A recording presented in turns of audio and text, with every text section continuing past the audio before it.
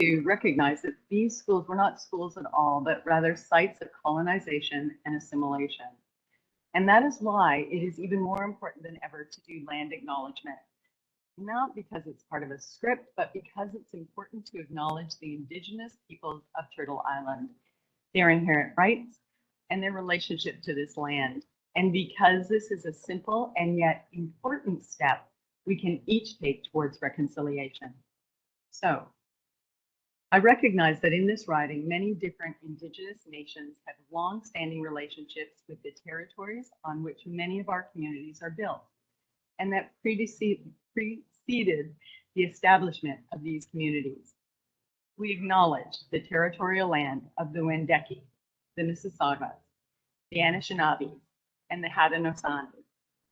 They were negotiated under the Williams Treaties, the Rice Lake Purchase, and the Robinson-Huron Treaty. We appreciate the amazing stewardship of the Indigenous peoples and pledge to learn and grow beside you over our reconciliation journey.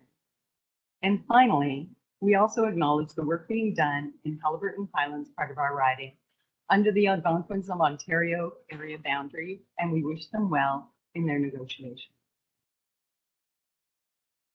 Thank you, Judi. Because I forgot to hit record. Hello, everybody, and welcome to the Haliburton Kawartha Lakes Brock federal election riding, this all candidates meeting. My name is Evan Fond, and I'm the president of the Frosting Association, a not-for-profit student government organization representing the students for Fleming College's Lindsay and Haliburton campuses.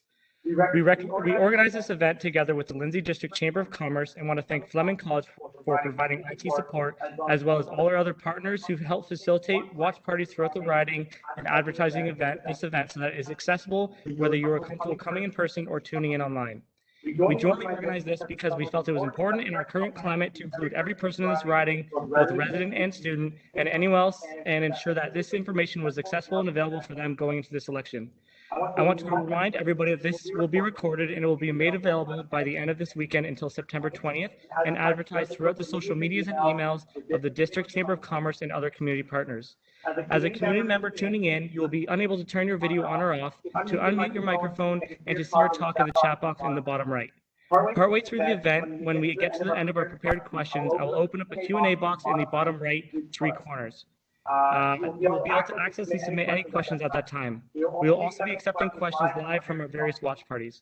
I want to thank everyone attending live and tuning in for your interest in local politics, and I hope this helps inform you of the plans of your representatives in the HKLB region. I'd like to now hand it over to the moderator, Bernie Reznicki.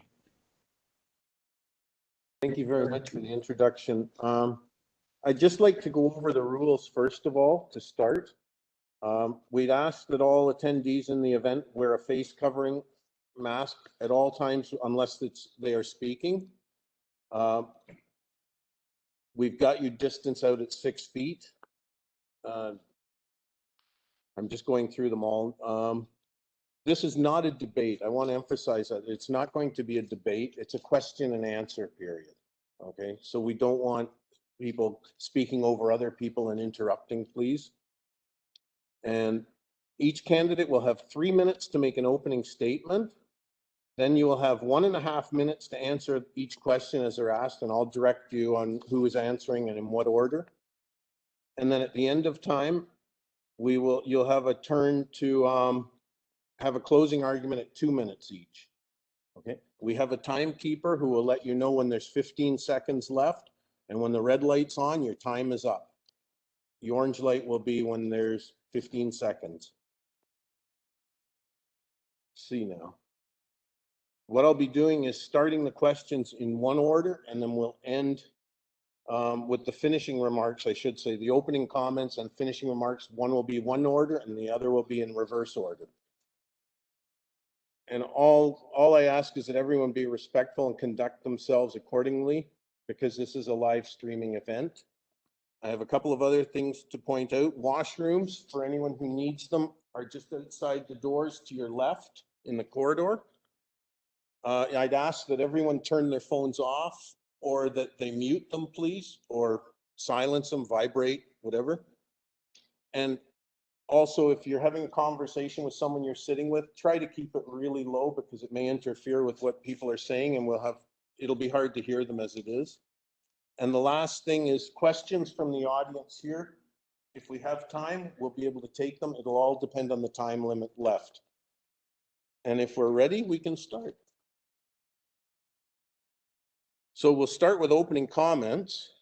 And the first person drawn was Judi. So Judi, if you'd like, you have 3 minutes. I grew up in a small agricultural town in southern Ontario. It was a lot like Lindsay looked like 30 years ago. It was the kind of place where your reputation meant everything. We worked hard, we played hard, we told the truth, and we helped our neighbors. And I have carried those values with me through my parenting and my business career. I'm a former banker. I've held senior positions in finance, operations, and human resources. I'm a small business owner, and I know what it's like to grow a business, to make payroll, and to file taxes. I know what it's like to raise children because I'm a parent, and I'm also a volunteer, and I've seen what it's like to grow old or to be down on your luck or just need some help in some way. And my life experiences have drawn me to the Liberal Party. The Liberal Party has a fully costed and vetted plan to finish the fight against COVID, because we cannot move forward until we do that. We have a plan to keep Canadians healthy, to accelerate climate action, to make everyone pay their fair share, including big banks and the wealthiest among us, to create safer communities by toughening our laws and banning our assault weapons. We have a plan to help Canadians get their own home and deliver $10 a day daycare. We're going to build a fairer Canada by fighting systemic racism and discrimination. And we're going to walk the shared path of reconciliation together by addressing the legacy of colonialism and residential schools, and by continuing to work to eliminate all drinking water advisories. And right here in this riding, my focus will be on creating vibrant rural communities through high-speed internet connections, relief funds to help local businesses, and renovations to local community centers. And we've seen some of those in Sunderland and Minden and others. We also are moving forward because we have a plan for more healthcare professionals in rural areas and a plan to support our dairy, pork, poultry, and egg farmers with continued compensation for trade. As you listen to the presentations, please consider carefully the platforms of other parties who propose cuts to education and healthcare and services, as we've seen in the Conservative governments of Ontario and Alberta. A climate plan that pays you to burn more fossil fuel, and restriction on women's and gay rights. Or you can choose to move forward with me, with a strong Liberal government, with a track record of helping all Canadians through the worst global pandemic in over 100 years. Your Liberal government has been and continues to be there for you, your family, your loved ones, your businesses, your communities. We stepped up when you needed a strong government the most, and we delivered. Thank you.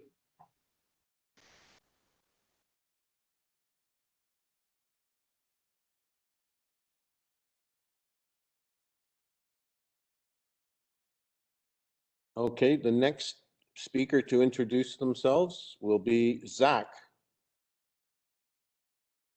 Okay, so I'm Zach Miller, your NDP candidate for Haliburton Kawartha Lakes Brock.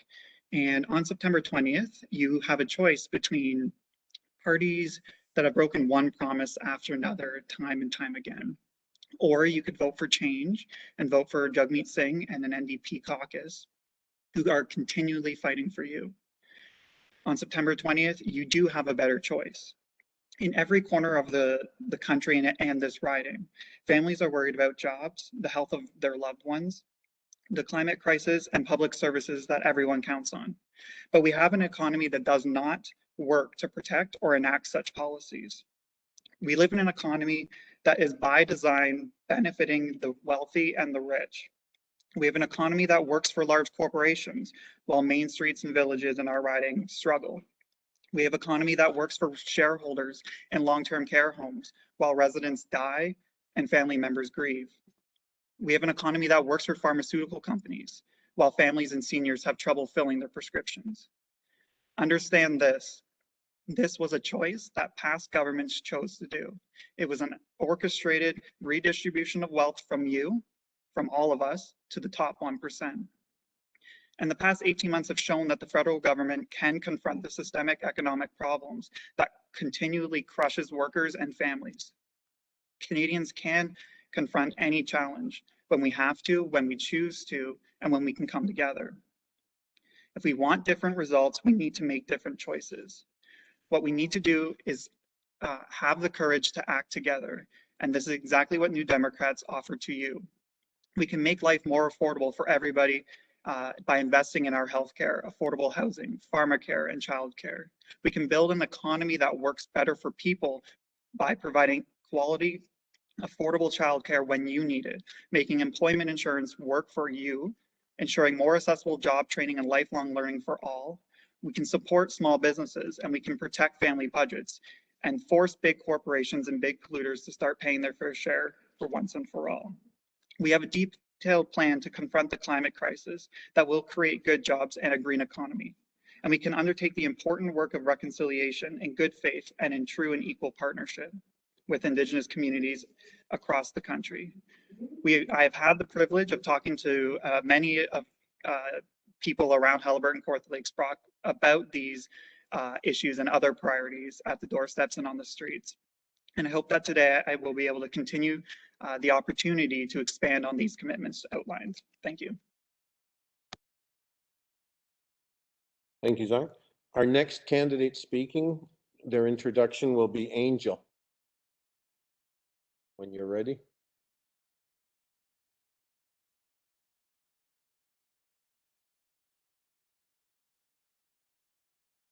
Thank you. Good evening, Haliburton, Kawartha Lakes, Brock. I'm Angel GODSOE. I've lived in this area, raising my family and growing my farm-based business for over 25 years. I love the unique and diverse biospheres and the unique and diverse people here. It's a special part of Ontario and dear to my heart. I feel honored to live in such a beautiful place with compassionate and caring communities. Even though I've been here for 25 years, I still have my breath taken away by turning a bend in the road and seeing a shining lake. And the voluntary outreach of neighbors in tough situations still brings a tear to my eye. Like many others in this area, I voted back and forth for many years. Conservative, liberal, conservative, liberal. That changed during the last 2 elections, though. None of the leading parties had a plan to combat the climate crisis and move forward. They seemed only to focus on the faults of the other and maintaining the status quo. Then I discovered we have a viable and vibrant alternative. The Green Party has been working tirelessly and moving forward since 1983. I share those democratic values and the cooperative forward-thinking spirit. The COVID-19 pandemic reminded us of what is important, our families and our local communities. In Canada, each of us has equal value and an equal voice in the direction we choose our country to go. It's time to be brave, to make the bold choice, to set our country in a new direction, the direction that points us to a new future, a hopeful future, one where the world recovers from the damage we have wreaked on it, and to a just society, one where each has opportunity, each pays their fair share, and each are valued. What the Green Party Canada what the Green Party Canada proposes is not going to just ripple across the surface of our society, shaking things in a small way. The changes implemented will be fundamental, very significant, and will immediately impact every individual. We need different. We cannot continue with the same politics, the same choices, and expect any different results. Only the Green Party Canada is bold enough and brave enough to be the future we need. Forward together. Thank you. Alison, your turn next. Hi, I'm Alison Davidson. I am your candidate for the People's Party of Canada. I was drawn to the People's Party because of their basic principles of personal freedom, individual freedom, personal responsibility, respect, and fairness. And basic, simple, straightforward policy that is all based on those principles. And I know there's a lot of issues right now that have come up during the campaign.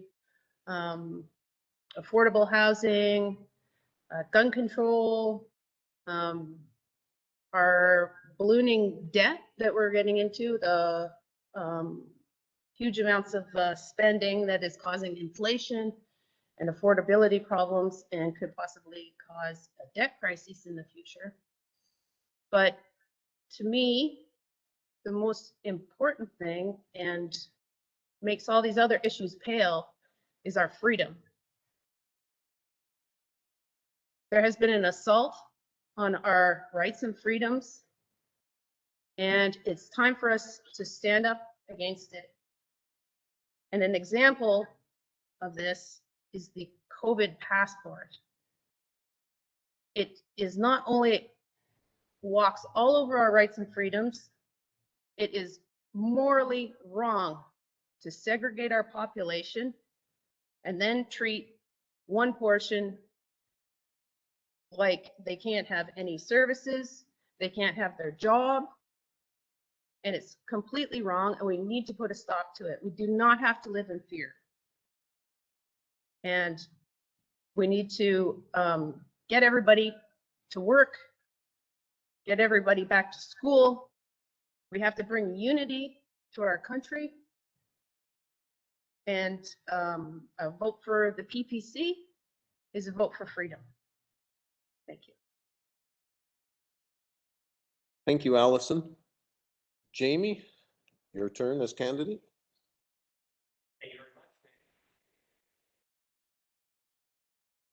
Thank you to the organizers, to the moderator, to the people in the audience, to you, the viewer, and to those submitting questions tonight.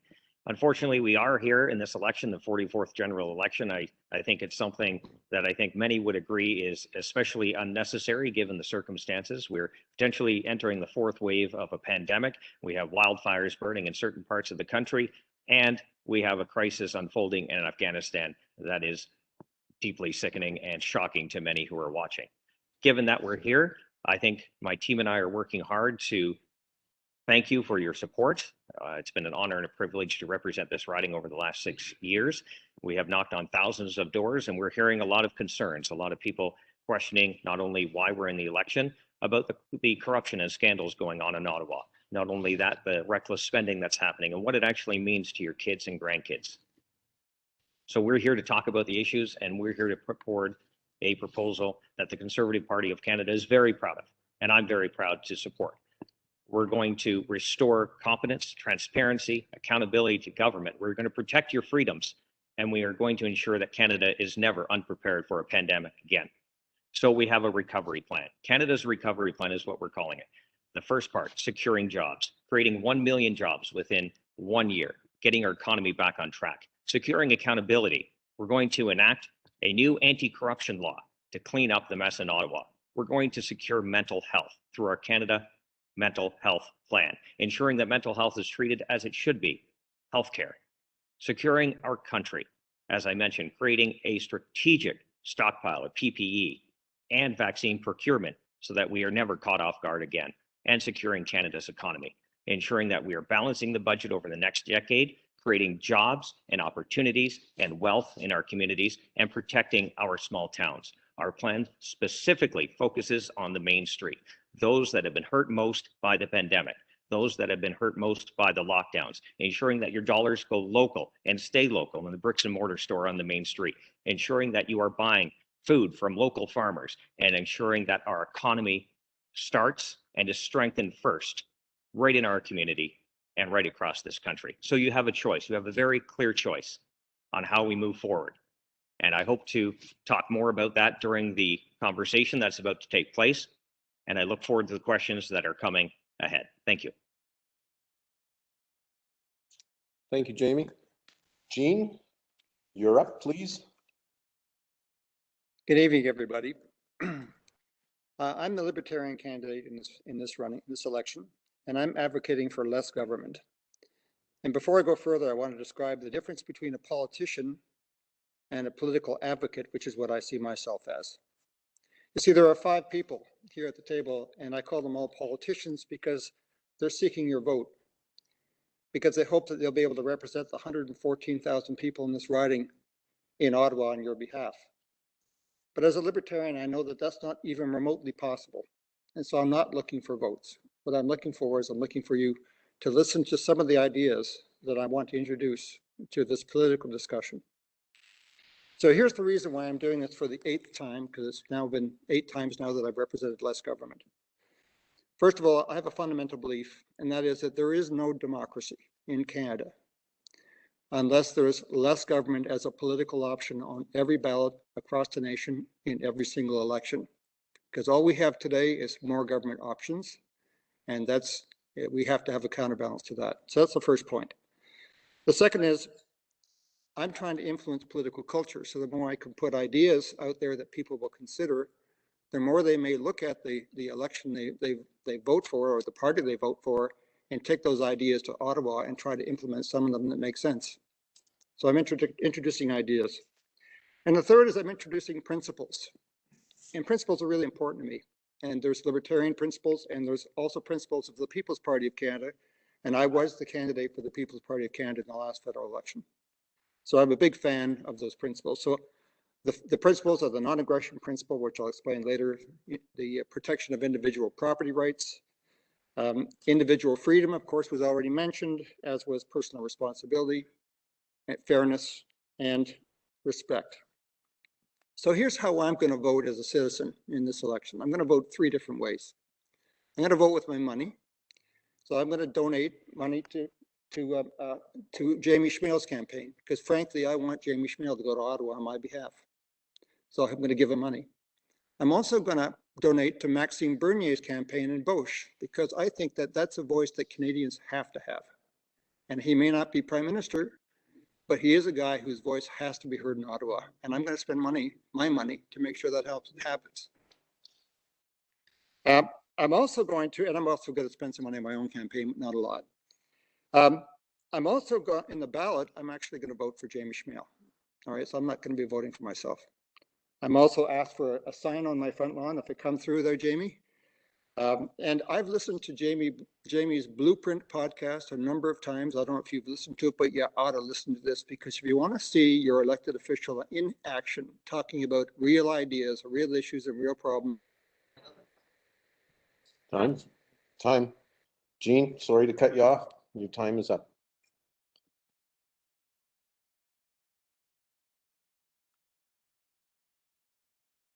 Having had all the introductions now, if we're ready, we're going to move on to the questions.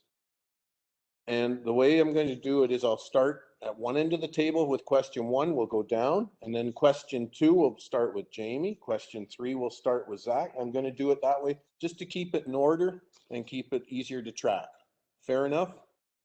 Having said that, the first question, which Judi will start with, is housing affordability is a big topic in this year's election campaign. If elected, what specifically will your party do to cut the unnecessary red tape to reduce the delay in building more homes? And how will your government make it easier for new housing units to come onto the market? And if you can speak up so everyone can hear your response, please. Thank you. You have And 1.5 minutes. thank you. And thank you for that question. You know, every Canadian deserves a safe and affordable place to call home. And in recent years, the housing, it's been challenging. Let's face it, it's been a challenging housing market.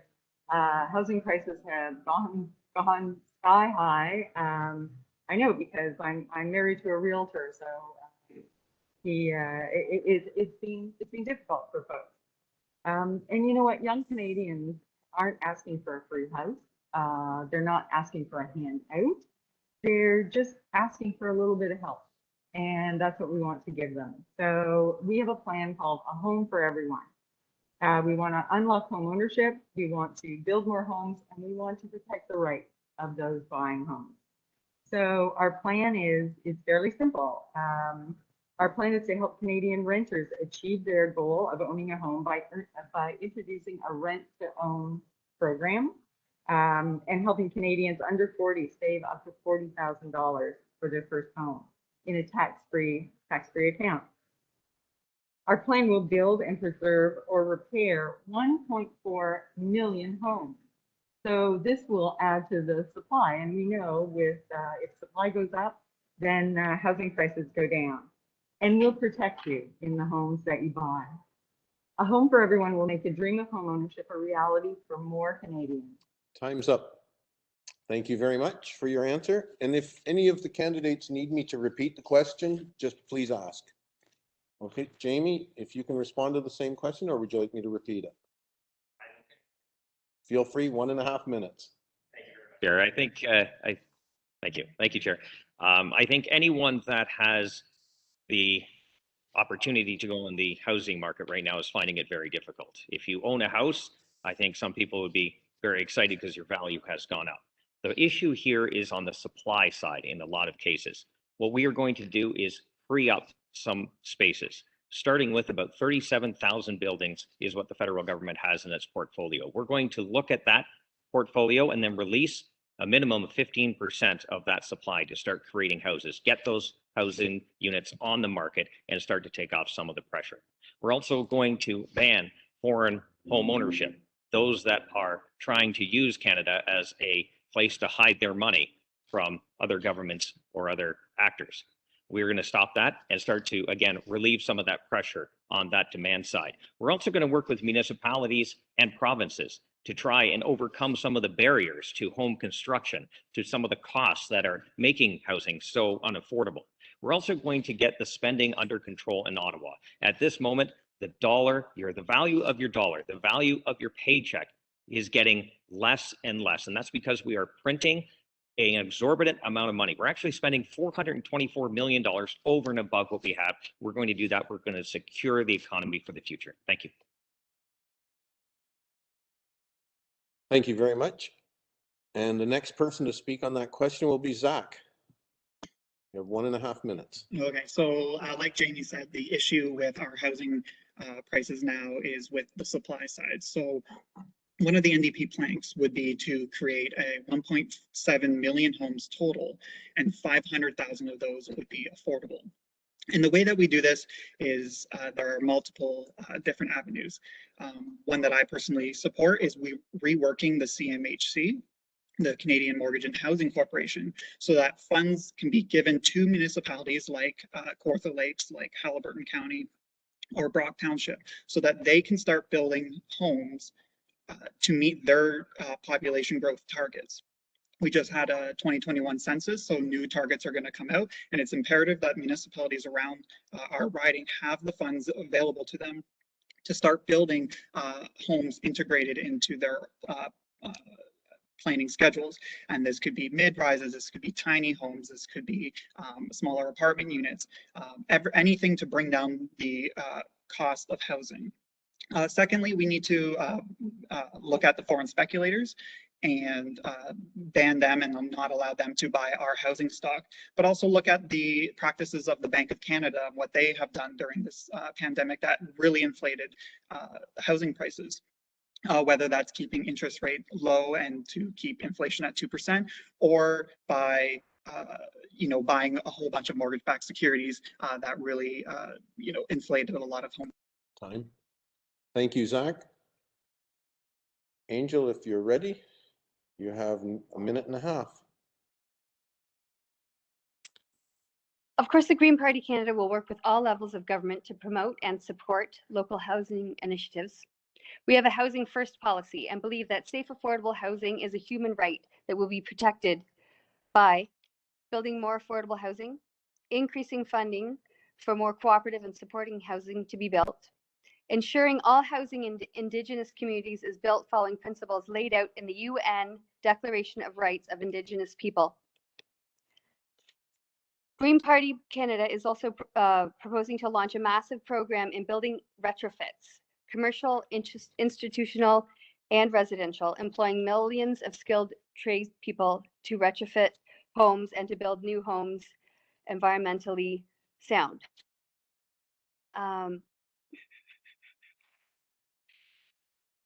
Haliburton Kawartha Lakes Brock residents need to remember that the main pillars of the Green Party Canada platform will fundamentally change for everyone their monthly bottom line. With guaranteed basic income, universal health care and pharmacare, universal long-term care, and free post-secondary education, everyone will be released from just living paycheck to paycheck and will have time and money to pursue higher goals and housing interests. Thank you. Jean, all set, your time.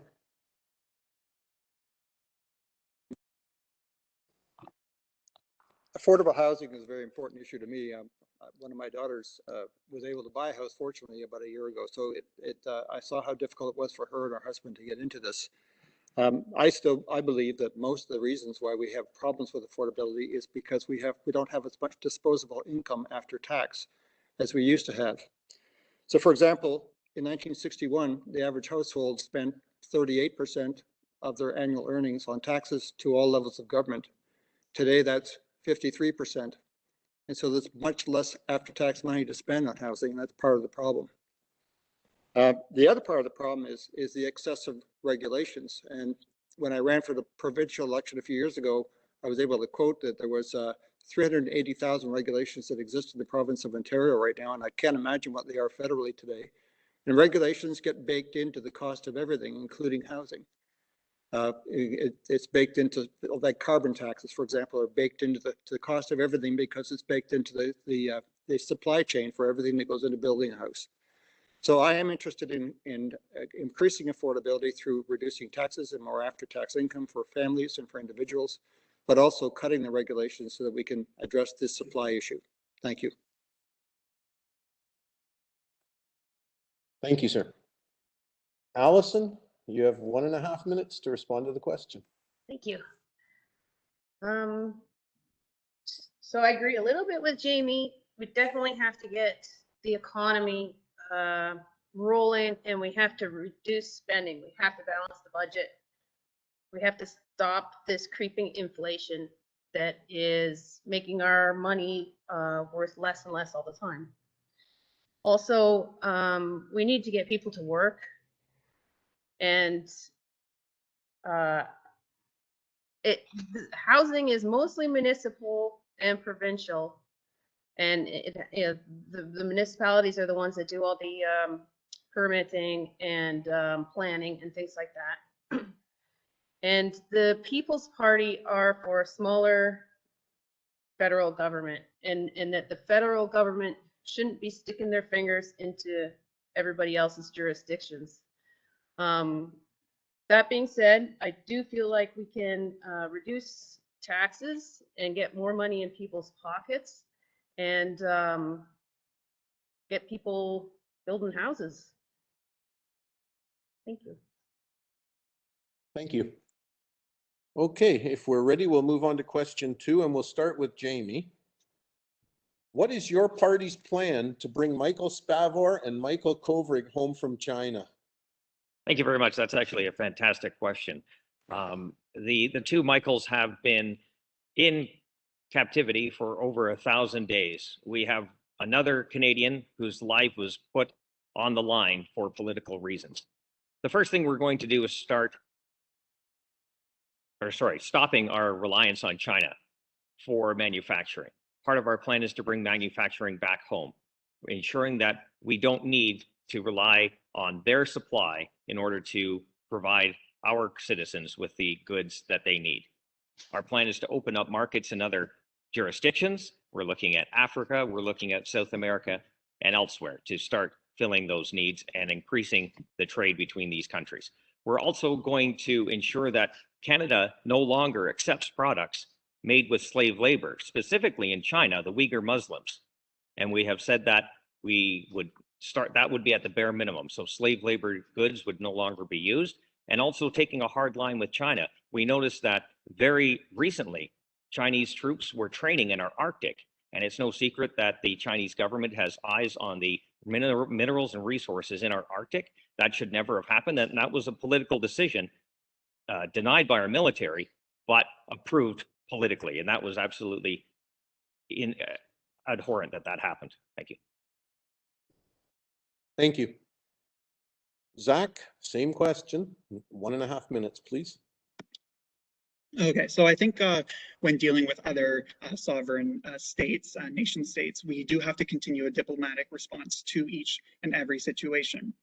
But that doesn't necessarily negate the devastating effects of globalization and what multinational organizations, make us comply with other countries' rules.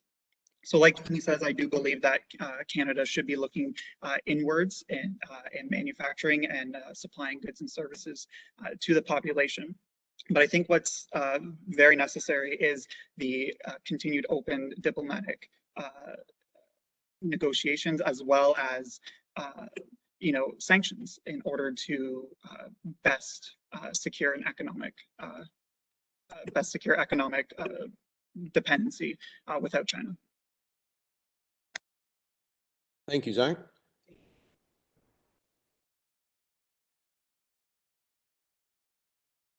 Okay, Angel, if you're ready. The global supply chain. A green Canada is a self-sufficient Canada. Amnesty International and other organizations have been pressing for the release of the Michaels ongoing. I believe, as does Jamie and Zach, that we have to pressure them economically and get serious about it. That's it. Yeah. Thank you very much. Jean, if you're ready. Much for the question. Jamie's answer revealed just how complex this issue is from a geopolitical point of view. It's not a question of duality, a yes or no, can do, can't do. It's really, really a complex issue to be able to negotiate with the two Michaels and getting them out, because there's so many other variables at play here. Zach also made a comment which I liked, which is that we need to reduce the our reliance upon China as a supplier of goods that we have at this point in time. What I recall, though, is I recall Stephen Harper during his period of time when he was successful at negotiating trade deals with about 50 nations.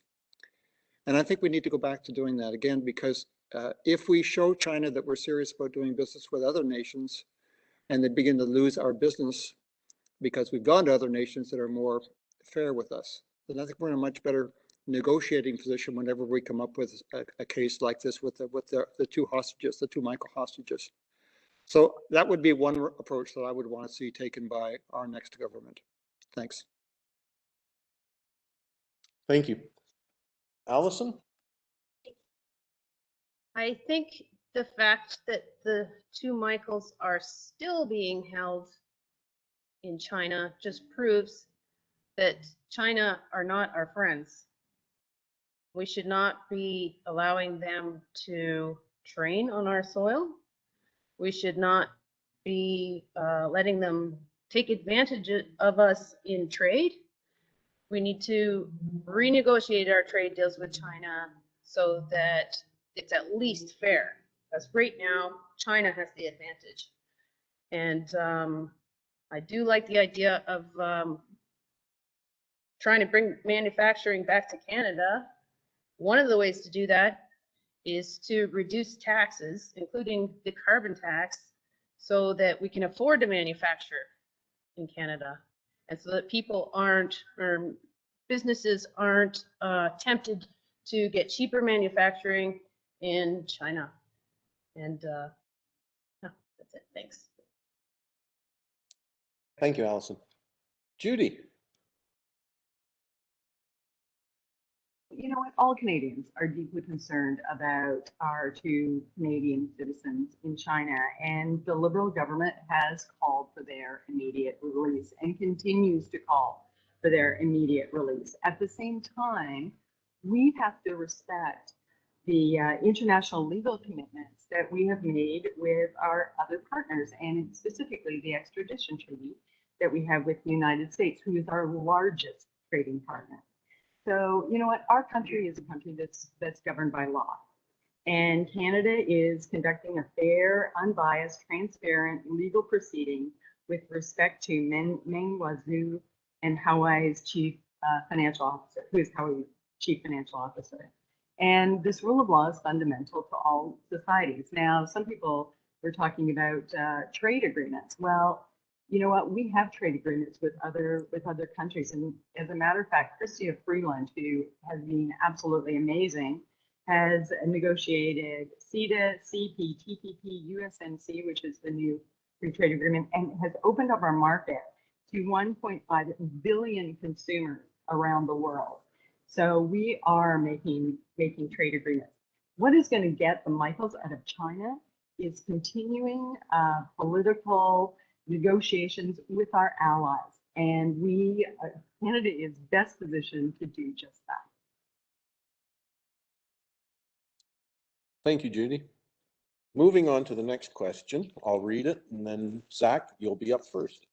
From an economic standpoint, it makes good business sense to end homelessness and to stem the tide of the opioid crisis. What would you as a candidate do to move towards resolving the current state of homelessness, mental health issues, and the opioid crisis in our riding? Zach, you have 1.5 minutes. Yes, so to end homelessness and to, prevent opioid deaths, as well as fixing mental health issues in our riding, we really have to look at the core stabilities that each family has and each individual has to compete with another. So a way to do this would be introducing a basic income. We know that throughout the pandemic, the CERB was highly successful in meeting people's basic needs. So this can be replicated across Canada to make sure that everyone is able to afford a home, or at least to rent in any place in Lindsay or Haliburton or Brock. So I think that is very important, and to continue increasing funding to municipalities so that when they do build social housing, when they do build more affordable housing units with their growth targets, they are able to include in those supports for mental health and for drug addiction. And I think that was what was missing here in Lindsay when we had the complex on Lindsay Street South be built. We went for housing first, but the city didn't have the funds or the capabilities to address drug addiction as well as mental health of those moving into that home. Thank you, Zach. Angel, if you're ready, same question, 1.5 minutes, please.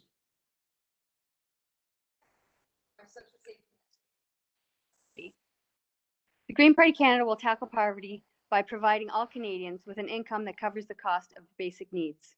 A guaranteed basic income will provide more money in everybody's pocket to be able to feed themselves, pay their rent, as well as ensure that people that are wanting a higher education receive it.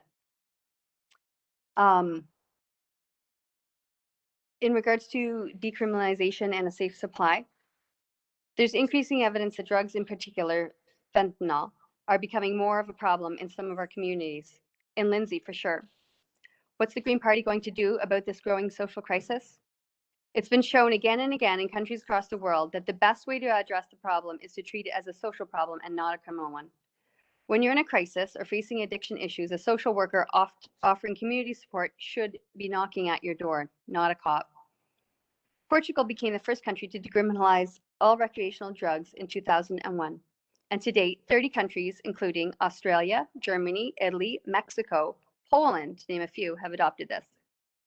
Once you acknowledge that the problem is social in nature, then you can address the root causes, and those are often financial. That's where the Green Party's platform of a guaranteed livable income, universal health care, universal pharmacare, free post-secondary education will provide opportunities and support that will address and Thank you, Angel. Okay, moving on. Jean, same question, 1.5 minutes, please. I recognize that it's a very, very serious problem. The homelessness, mental health, and the opioid crisis, they're all related, interrelated in my mind. And a lot of them in recent years has been caused by the pandemic lockdowns and the harm that that's created for a lot of people. People have lost their jobs. They've lost their homes because of the lockdowns, the lost economic activities, not being able to work. They've lost their social relationships, and many people have developed depression and other kinds of mental health issues as a result of that. There's been an increase in the use of alcohol. There's been an increase in the use of drugs. All of these were related to the lockdowns. I understand we were trying to curb a pandemic, but at the same time, we were also throwing a lot of other people under the bus in the process without considering all the other ramifications of it. I've been recently discovered that there is a path out of this. It's a focus on immunity as opposed to a focus on vaccination, and that's something I'd like to be able to talk about later in this meeting. But I think if we can deal with the pandemic with a very proven, very wise, scientifically proven approach, which is focusing on immunity, then I think we can address all these other issues, at least to some extent. Thank you. Thank you. Alison, if you're ready, please. Thank you. So I agree with Jean in a lot of ways that the pandemic and the lockdowns have really exacerbated the problems of addiction and homelessness, or living off of very, very little, trying to get by. We need to get people back to work, back out. I'm not just saying work because, I think everybody should pull their weight. Work is what gives us purpose. It gives us meaning. It is really important to have work. Even if, with people with mental health issues or physical disabilities, it might be, not a full-time 80 hours a week being a carpenter, but if we can find them something to do to give them some value and purpose, and also if we stop all these health mandates that all our police are having to spend their time policing instead of keeping an eye on the drugs going into our high schools and things like that. I think their time and effort would be much better spent following up that. And finally, I do feel it is really important to support young families. Time. Thank you. Sorry to cut you off, but that's the rules. Judi? Could you repeat the question again? So I just Sure. get it from the top. Thank you. Okay. From an economic standpoint, it makes good business sense to end homelessness and to stem the tide of the opioid crisis. What would you as a candidate do to move towards resolving the current state of homelessness, mental health issues, and the opioid crisis in our riding? Thank you. Well, poverty reduction is a strategy that the Liberals have taken to heart, and we have lifted 300,000 kids out of poverty with the Canada Child Benefit.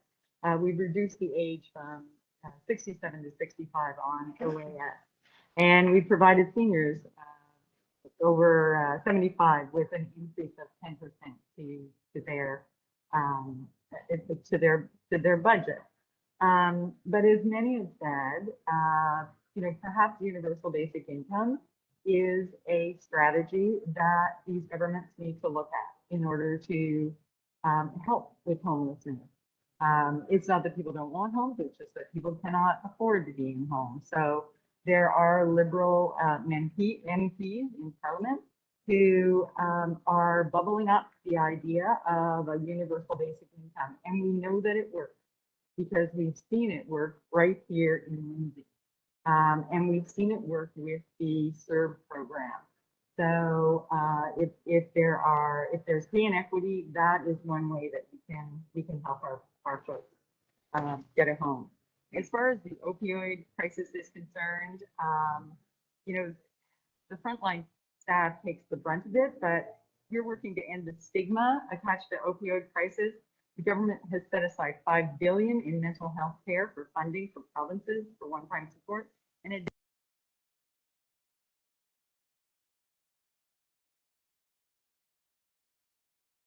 Jamie, if you're ready, 1.5 minutes. Thank you very much, Chair. I agree with what Alison and Jean said about mental health. It was a problem before the pandemic. It's gotten worse after the pandemic, and we recognize that. So in our 5 pillars of our major priorities platform, mental health is one of our top 3, and there's a reason for that. We want to ensure that the provinces have the resources and the predictability given to them so that they can provide the services that people need. We're not only going to do that, we're going to create a national mental health hotline for those in distress, that they have a 3-digit number they can call and receive the help they need.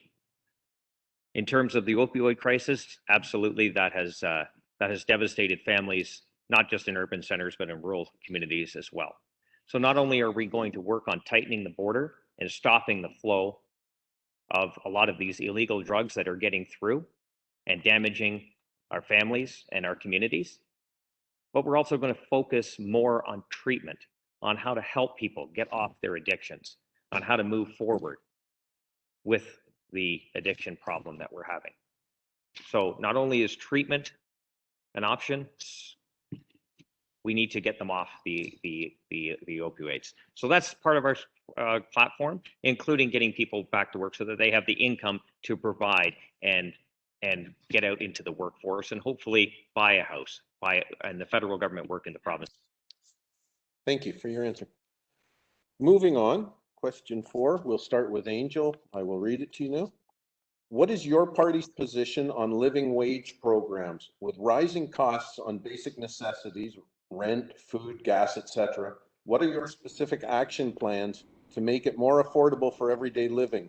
Will there be any move to expand or introduce a federal rent control or subsidized housing program for people to be able to afford a roof over their heads? Can you repeat the question? Sure, not a problem. Wish me luck. What is your party's position on living wage programs with rising costs on basic necessities, rent, food, gas, etc.? What are your specific action plans to make it more affordable for everyday living? Will there be any move to expand or introduce a federal rent control or subsidized housing program for people to be able to afford a roof over their heads? You have 1.5 minutes when you're ready. Yes, it's time to transform our social safety network and to meet the demands of our society. The Green Party Canada will tackle poverty by providing all Canadians with a guaranteed basic income. That will put more money in the pockets of Canadians to cover the things they need, like rent.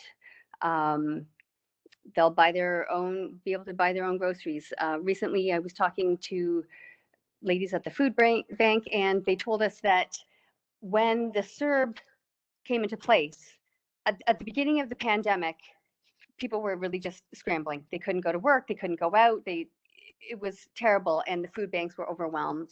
When people had a little bit of more money in their pocket from the SERB, and the food bank use actually dropped off. People that had been relying on that food now had money in their pockets, and people want to be able to buy their own groceries and pay their own rent. So the guaranteed basic income will help alleviate that. Thank you. Moving on, Jean, if you're ready, you have 1.5 minutes.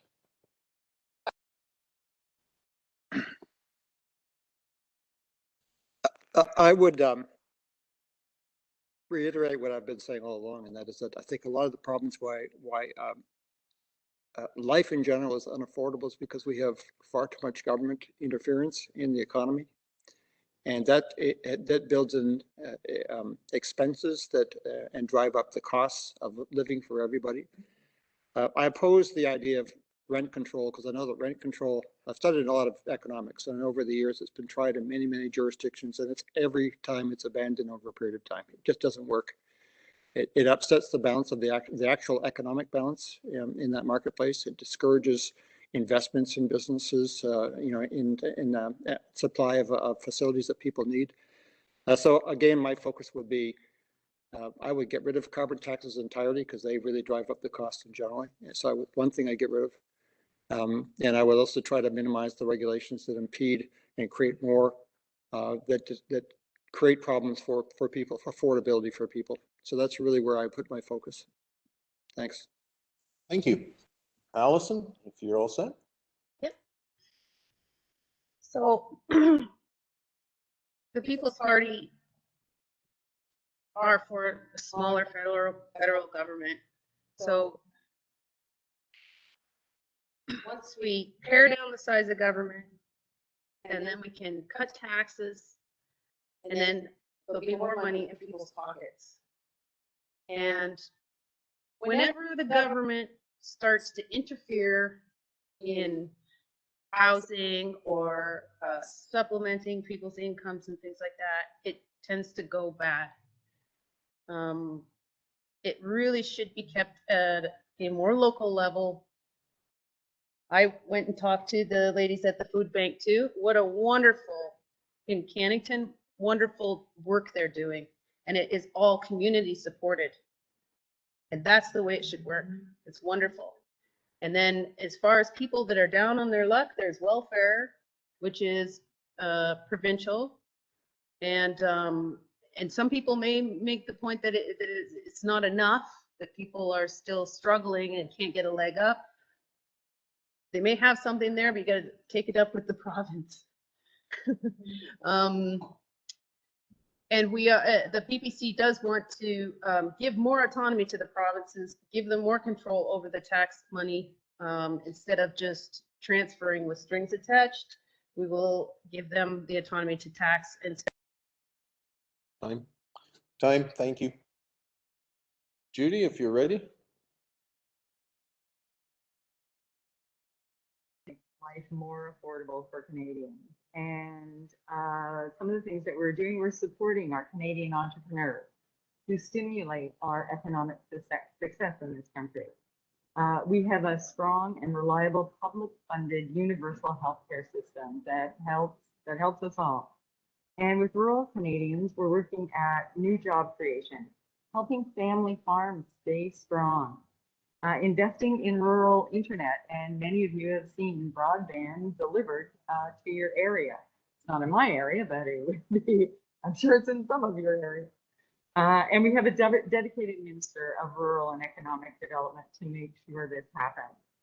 On home ownership, we have put forward a rent-to-own program. So people who are renting can put some of that rent towards actually purchasing that home. And that will help make life more affordable for them. And we've put forward a program, a fund to help multi-generations live in the same home. So people can renovate in order to live in the same house. We've also done so many other things. Our old age security has been increased. We're going forward with $10 a day daycare. And we want to ensure people don't pay federal taxes on the first $15,000 that they earn.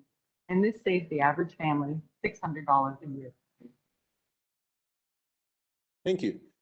Jamie, if you're ready, you have 1.5 minutes. Thank you, Chair. I might need you to repeat that question if you don't mind. Okay, not a problem.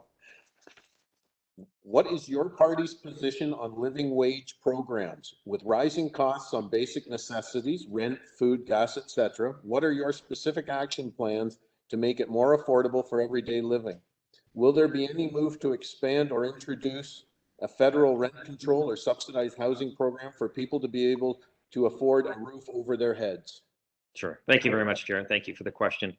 A lot of the inflation that's happening is a result of the increased spending that the government is doing. We're spending $424 million every single day that we don't have. And without the corresponding economic activity to go with it, the prices go up. We're seeing that in the housing market right now. We have lots of money out there, little supply. Again, we talked about that earlier. We're going to start addressing that, but also on the economic side, getting people back to work. We're safely and responsible to do that. We need to do that by ensuring that small businesses, especially in our communities, are strong enough to hire and open up to serve their customers.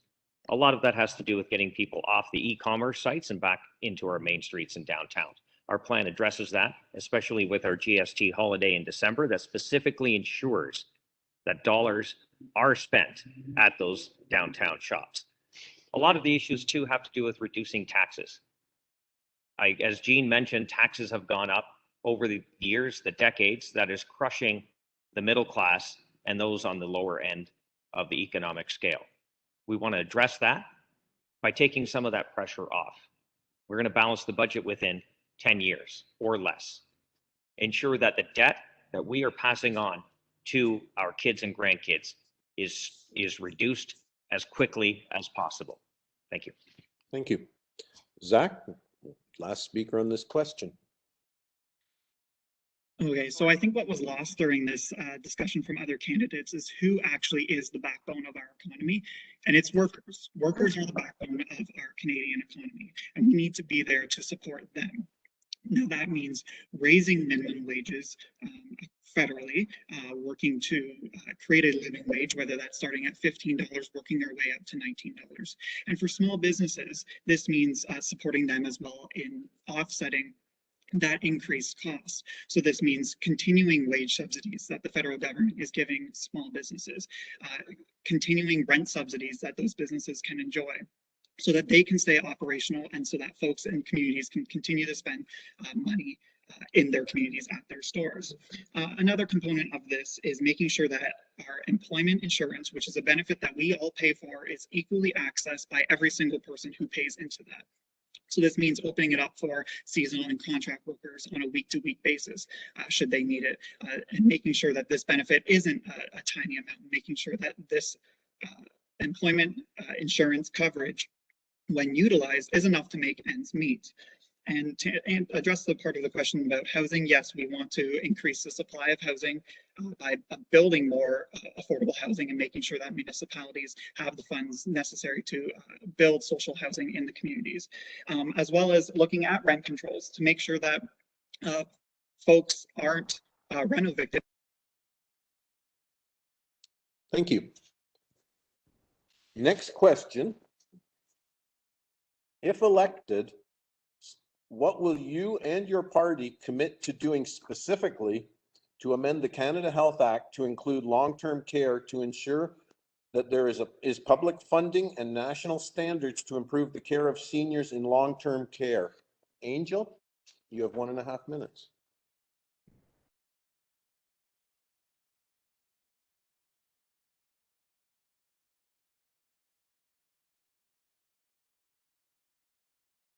I'm sorry, my apologies.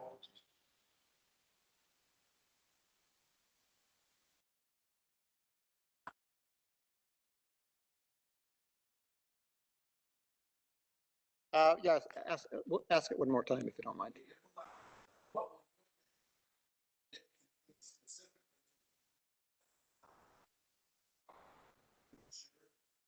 There is public funding and national standards to improve seniors.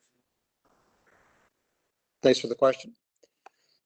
I have a book here. I don't know if anybody can see this here, but this book here it says, When Politics Comes Before Patients, Why and How Canadian Medicare is Failing. It's by Dr. Sean Watley. Dr. Sean Watley is a friend of mine, but he's also a physician, a family physician. He was the former president of the Ontario Medical Association, and he's also been the head of a department in a major hospital.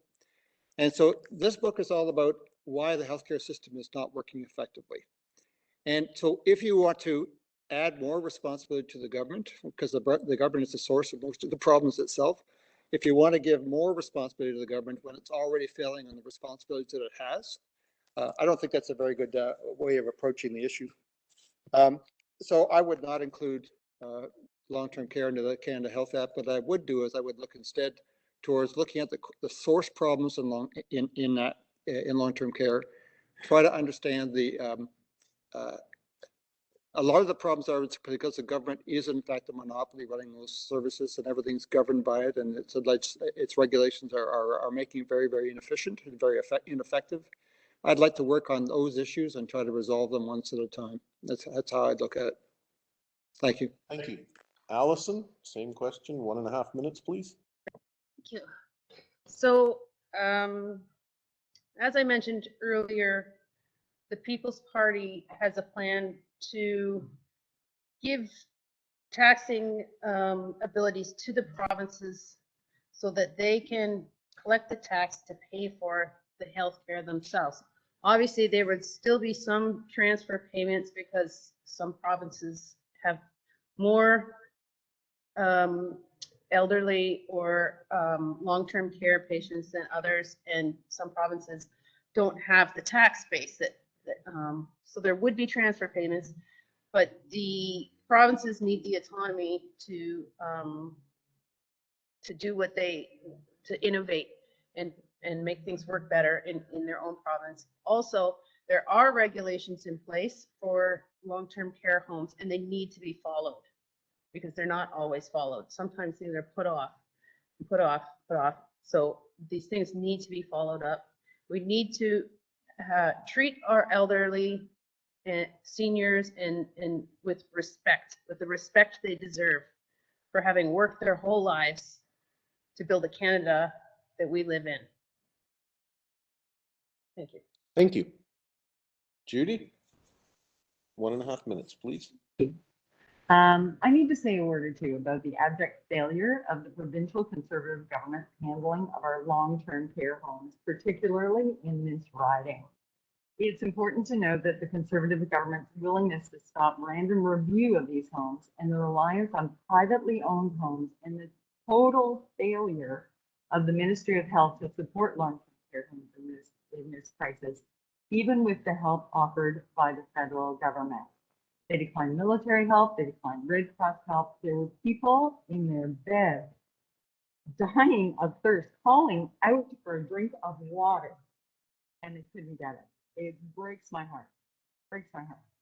And we lived through this at Pinecrest and Crescent, and if it wasn't for the help at the folks at Ross Memorial, it would have been an even greater disaster. So seniors deserve to live in dignity and safety, and better care for seniors starts with better conditions for frontline workers. We are going to train 50,000 new personal support workers and raise their wages to a guaranteed minimum wage of at least $25 an hour. And we're going to work with provinces and territories to make our long-term care homes safer and more accessible. And we're also going to help seniors stay in their homes longer, and we'll double the home accessibility tax credit. We need to care for our seniors. Thank you. Jamie, if you're ready, 1.5 minutes. Thank you very much, Chair. I think we all sadly remember the images coming out of Spain and Italy when the pandemic first started and saw what was happening at long-term care homes in Europe. And then it spread right across the world, including here in Canada. And of course, as Judi mentioned, we did have our own tragedies in Bobcaygeon and elsewhere. I do find it interesting that she quickly posted blame at the current provincial government, given the fact that under 15 years of Liberal rule in Ontario, less than 2,500 old age long-term care facilities beds were built and privatization was expanded. I just find that absolutely stunning. Having said all of that, we have a plan for healthcare. The Liberal government in Ottawa only increased healthcare spending 3%, and that was already scheduled, already budgeted in, on top of the doubling of spending that was already done. If this was truly a healthcare emergency, why wasn't healthcare actually treated as such? We're going to double transfers to the provinces from 3 to 6%. It's going to represent about $60 billion additional into the coffers of provincial governments so that they can have predictability and understanding on how they are going to deal with their long-term care crisis. As a whole, most of the rules and regulations across provinces are standardized to a point. We'll work with the provinces to ensure that's done, so there's standardization across the country. Thank you. Zach, same question, 1.5 minutes. So this is an issue that I've been advocating for over 3 years in our communities and organizing hundreds of residents in order to bring light to the devastation that is for-profit long-term care. So the first thing that we must do is remove profit from long-term care, and the federal government can do this first by starting with Rivera, which is federally owned. Second, in order to best achieve the removing of profit from long-term care, the federal government must legislate an independent act of parliament that brings long-term care under the public umbrella. And within this act, working with the provincial and territorial governments, national standards can be defined. So without opening up the Canada Health Act, which would put in jeopardy the existing Medicare requirements and precedent as defined by the Act, this independent legislation that we would bring forward, and which I 100% advocate for, will be regulated and carried with the same weight and principles of the Canada Health Act. So the 5 national standards that I personally support and advocate for within long-term care is comfortable living, making sure that our long-term care homes are not institutional. So going down from a 4-bedroom to a 2-bedroom room. Meaningful input, because long-term care homes are the residents of the residents, and they should be able to have their input. Accountability, making sure that all inspections are followed through so that none of this happens again. Standard of care. So establishing a minimum standard of care of at least 4 hours, maybe more depending on the geographical location. Time. Okay. Time. Thank you, Zach. Angel, same question, 1.5 minutes.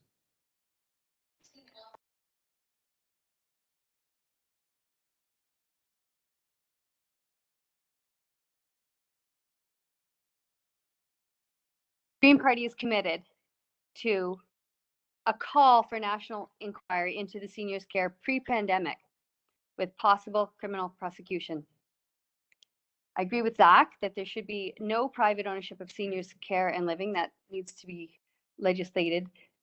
The public ownership and nonprofit management structures should only be running. A variety of housing options for seniors should be available, meaning if they are able to be at home, if they want that, more housing supports at home, more home care, things like that. Enforce national standards for elder care and staffing to be implemented. Agreements of care to be negotiated with Ontario government through the Council of Canadian Governments. Invest in training and education to support ongoing professional development and specialization. So also that post-secondary training would be free and open to more people. Fund transformative dementia care. Encourage innovative solutions to increase availability of space for patients under quarantine, access to rapid testing, and appropriate PPE. Fully fund high-dose flu vaccines and expansion of pneumonia coverage for all Canadians.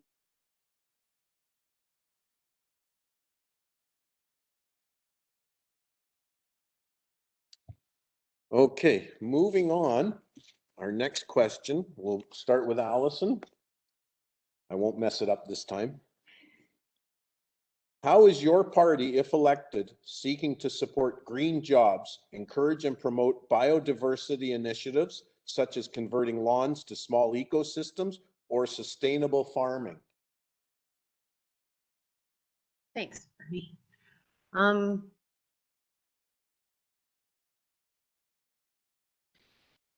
Basically, the People's Party want to create an economic atmosphere that will encourage investment and innovation and spur people to move things forward as far as in creating and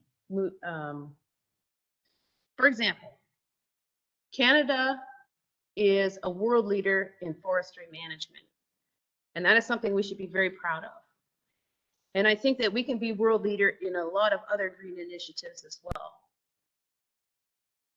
And I think that just putting carbon tax on fuel is not going to solve the world's pollution problem. Canada is only 2% of the world's pollution. So even if we cut all our total pollution in half, it would devastate our economy and it would barely make any difference in the world. So I really think that we're much better to put all our effort into making new innovations for a more green economy that we can export around the world, especially to places like China and India, where most of the pollution is coming from. Thank you. Judi, same question. Alison is right. We don't have, pollution, great amounts of pollution coming out of Canada the way we do stay out of China, but we are some of the biggest polluters per capita on this planet.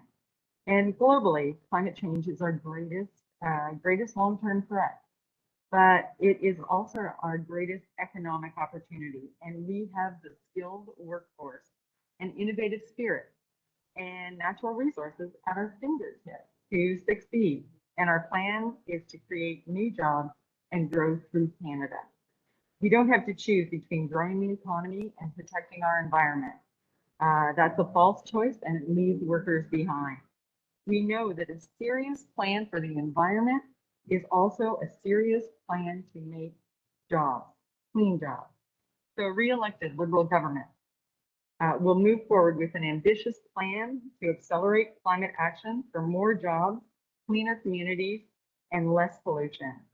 We're going to put people to work, building 1.4 million new homes or converting office spaces, creating electric planes and helicopters, accelerating net zero industrial transformation, and building net zero vehicles.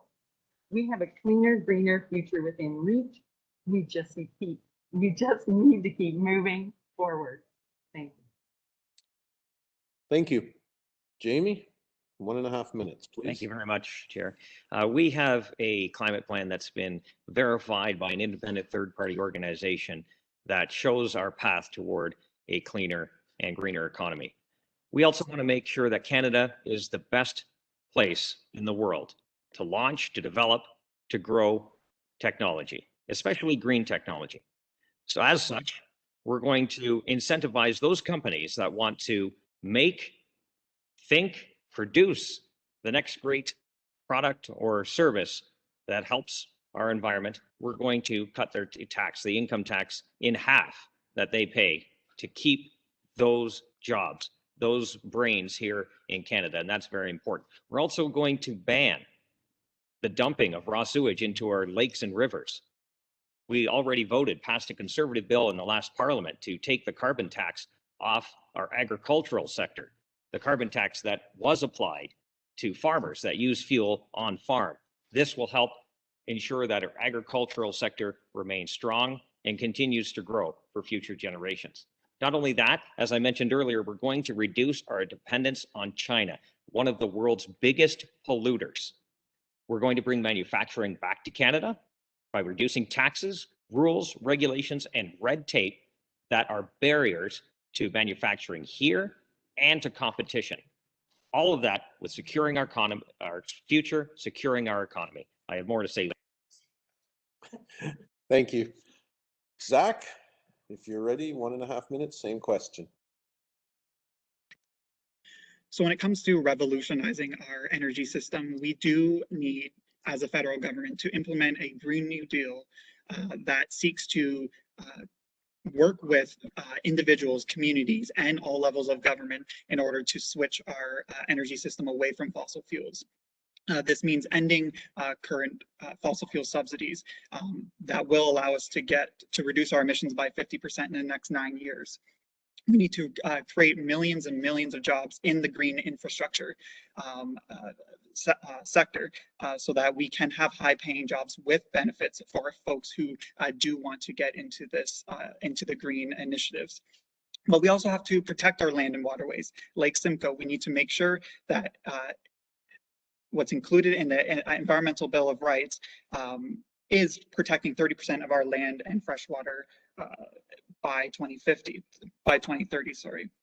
And to go back to the agricultural side of things, for farmers, for producers in Haliburton, Kawartha Lakes Brock who want to take part in this switch from fossil fuels to green energy, the federal governments like the NDP will provide those producers funding so that they can switch to green initiatives on their farm, as well as making sure that the phosphate leakage that is happening in a lot of farms around this area from off-road. Time. Thank you, sir. Angel, if you're ready, you have 1.5 minutes. Same question. Growing business sectors in the world. Meeting our carbon reduction promises is going to create thousands of jobs. The Green Party is wanting to develop a national renewable electricity grid, ensure 100% of Canadian electricity is produced from renewable sources by 2030, create a national coast-to-coast energy corridor for renewable energy by building up the interties needed to link existing provincial grids, implement a national non-emitting electricity grid to help Canada meet its target of net zero GHG emissions. We're also going to support green building, creating and implementing a national green retrofit of existing residential, commercial, institutional, and industrial buildings. These policies are going to create many new jobs and kickstart the economy back into a fair transition. Thank you. Jean, last 1.5 minutes. Another book. This one is called Unsettled. It's written by Stephen E. Koonin. He was the former Undersecretary for Science, the U.S. Department of Energy under the Obama administration. He's a PhD climate scientist. He's got over 200 peer-reviewed scientific papers. He explains again just how complex the climate issues are that the governments are wrestling with. And he is not a big fan of green energy technology that they're trying to push into our economy today. And I agree with him, having read this book.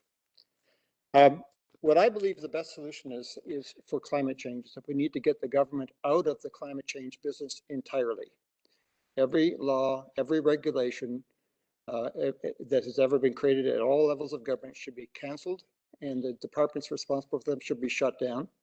That will leave a free market for anybody who really believes there's a climate crisis. They can use their own time, their own money, and place their own efforts in trying to invest in companies that can address specific problems that are climate related if they believe are serious, and leaves everybody else, every other citizen who doesn't believe in that system, in climate catastrophe, everybody else is free to spend their own money and time on things that are more important to them. That would be my hope for the next government. Thanks. Thank you. Moving on, the next question will be for Judi. It's a long question. I'm going to read it slowly. Small business people are suffering financially and may lose their businesses as a result of the federal government extending CERB beyond the summer election, but also because of the low wages offered. Many businesses have staff that have taken the summer off on CERB or moved to more secure employment opportunities. As a result, they cannot provide the level of service that they normally would or even open their businesses at all. Will federal wage subsidies for hard-hit businesses continue? And if not, what is your party going to do to resolve this matter if elected?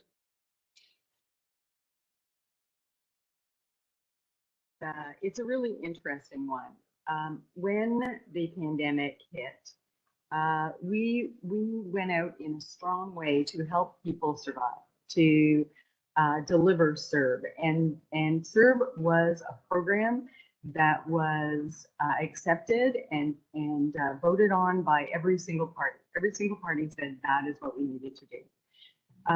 So what CERB did, though, was it allowed people to examine their lives during the pandemic. Their business was closed down.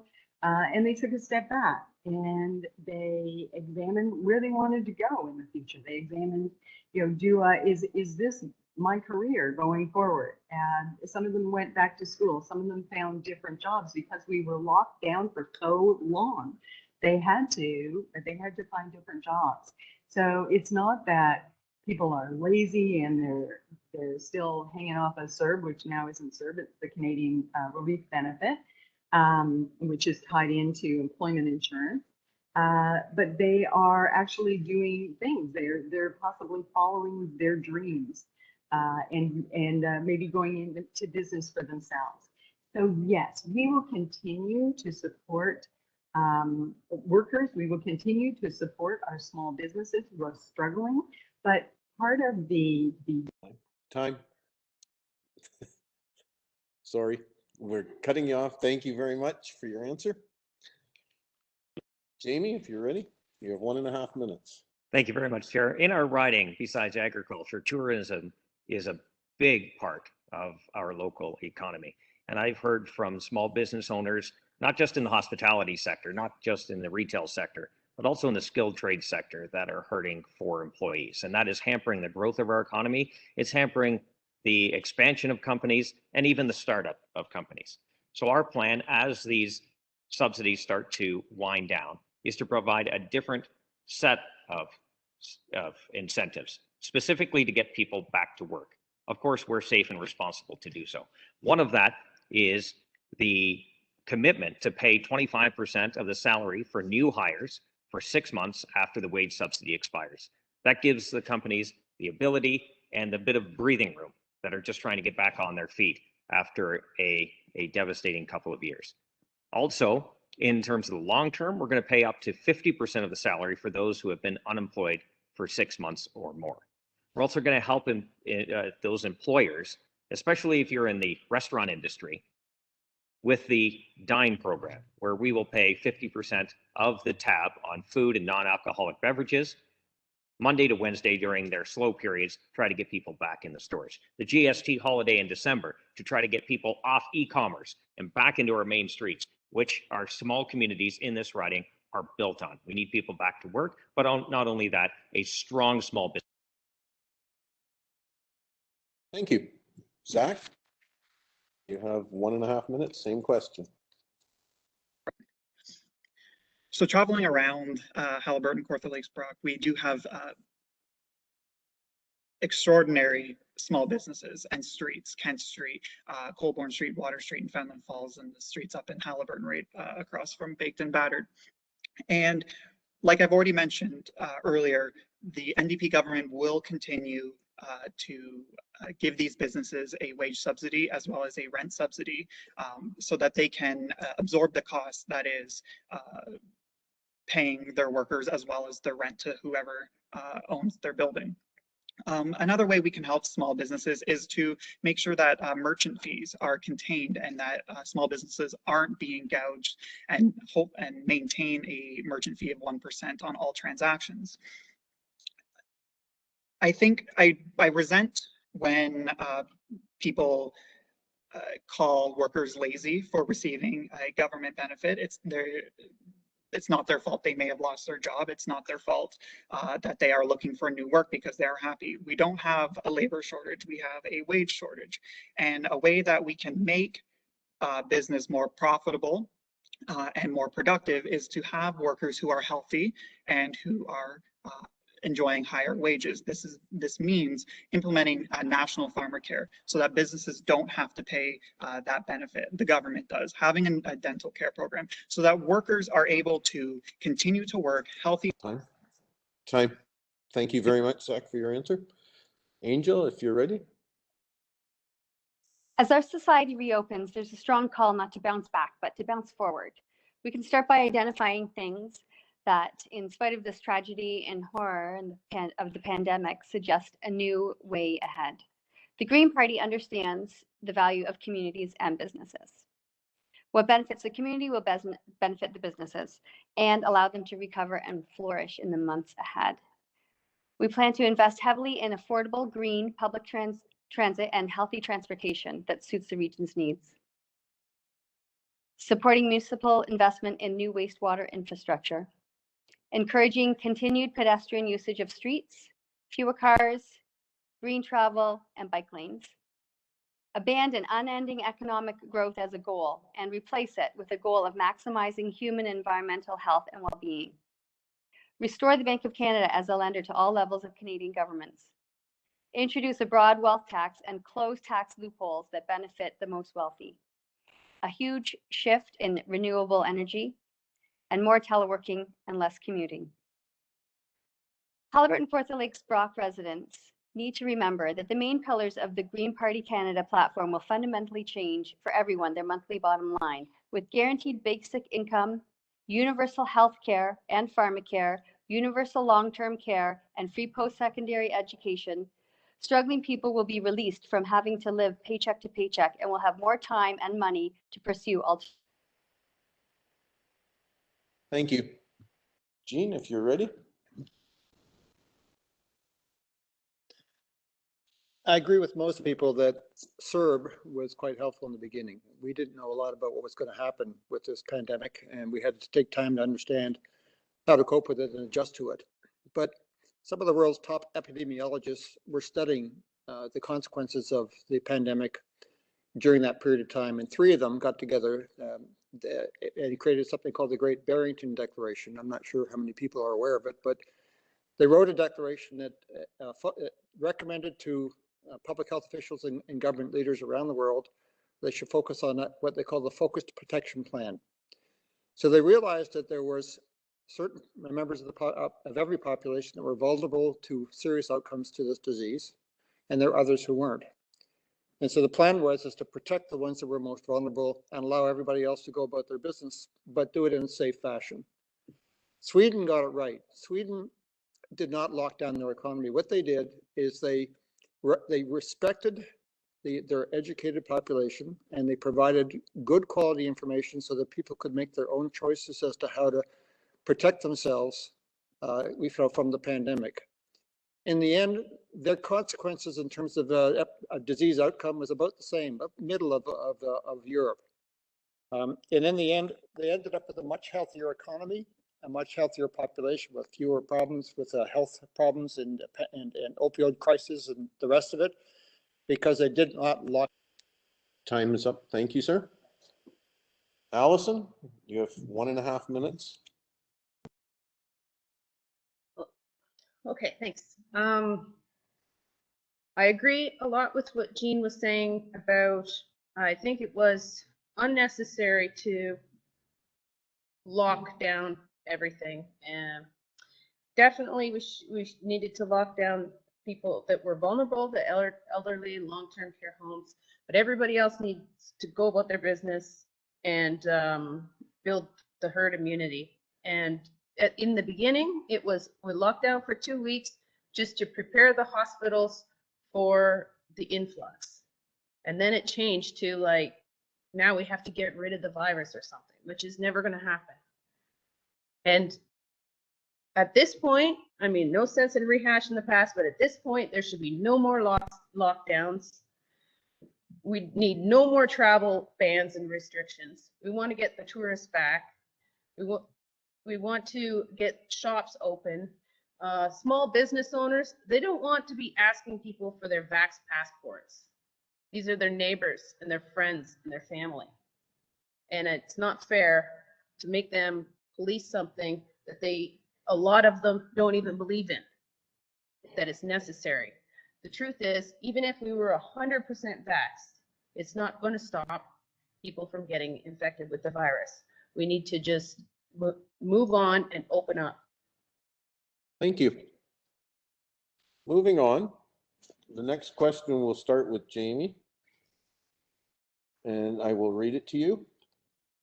The healthcare sector, already overloaded, cannot provide the necessary support services. A more cohesive public health policy needs to be created that fixes the current gaps and addresses the issues in a proactive rather than reactive cycle.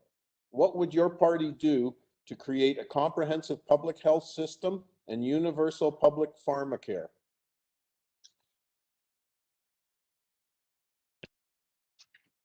Thank you very much, Chair. As I mentioned earlier, in terms of healthcare, we have committed to doubling the amount given to the provinces. It's currently at 3%. It did not go up during the pandemic, which was surprising given that it was a health crisis. We're going to increase it to 6%.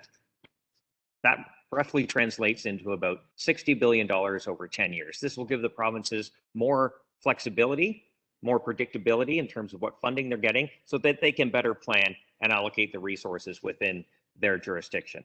We've also talked about standardizing long-term care standards right across the country. As I mentioned earlier, a lot of the provinces already have that standardization.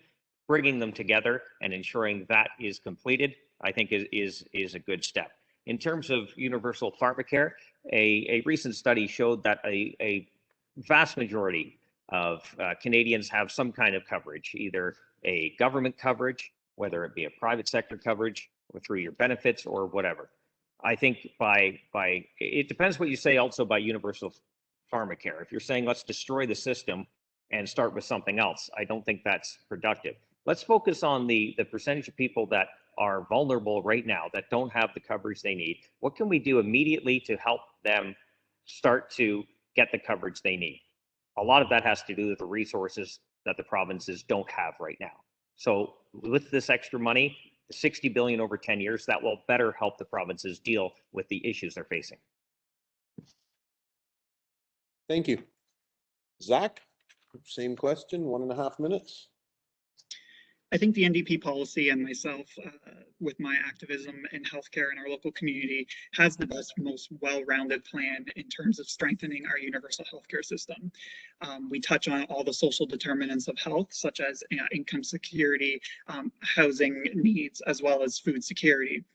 And moving on, aside from the social determinants and being more proactive, I fully endorse a national pharmacare system so that nobody is stuck splitting their medication or not filling it at all, and making sure that when you do go fill a prescription, you don't have exorbitant co-payments or deductibles that you have to pay before getting your much needed medications.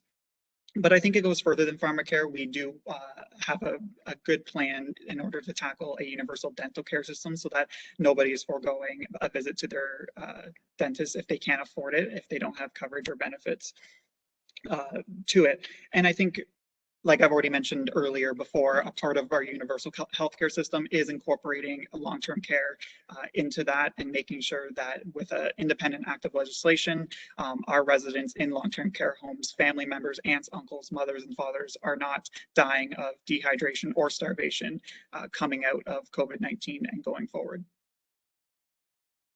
Thank you, sir. Angel, same question, 1.5 minutes, please. The Green Party doesn't believe that anybody should have to choose between covering their basic needs and covering their healthcare needs. We propose universal healthcare, universal pharmacare. We believe that people should be covered from the top of their head to the bottom of their feet. Everything should be covered. We intend to close tax loopholes on the wealthiest and increase taxes to cover the additional costs that a universal system will make. Yeah, basically that's always been on the Green platform, is universal pharmacare, universal healthcare. Thank you. Jean, you have 1.5 minutes, same question.